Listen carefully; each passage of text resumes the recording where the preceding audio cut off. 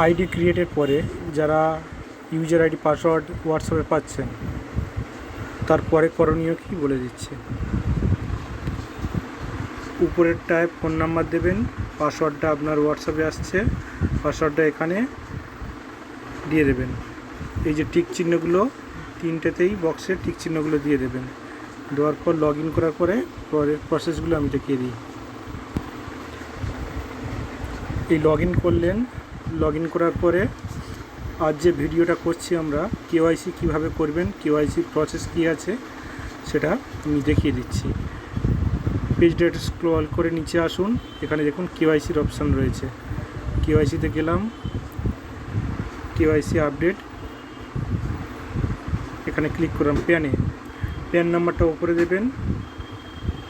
Pan নাম্বারটা উপরে দেওয়ার পরে আপলোড কেওয়াইসি এখানে ক্লিক করবেন, করে গ্যালারিতে যাবেন।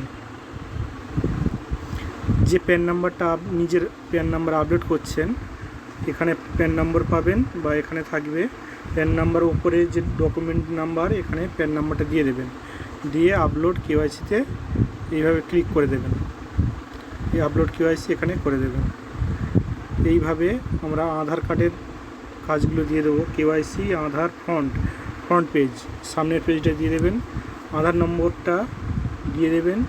এবারে আপলোড কেওয়াইসি আধার গ্যালারিতে ক্লিক করবেন। এখানে আপনার যদি গ্যালারিতে না থাকে আপনারা ইনস্ট্যান্টও এখানে ক্যামেরার মাধ্যমে দিতে পারেন। এই ক্যামেরাতে ক্লিক করার পরে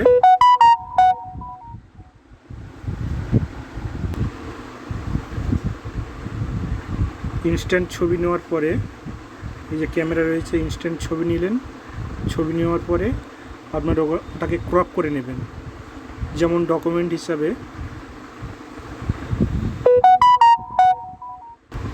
আপনারা যে ডকুমেন্ট আপলোড করবেন ঠিক এই সাইজে যেন হয়।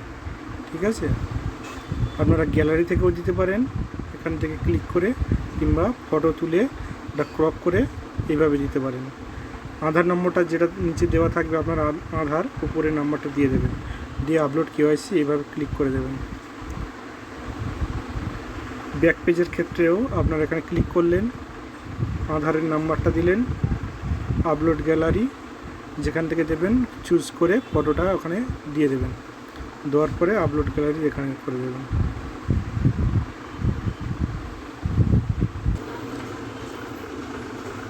ডকুমেন্টগুলো আপলোড করার পরে একটু ওয়েট করবেন, আপনাদের ডকুমেন্ট ওখানে সাবমিট হয়ে যাবে।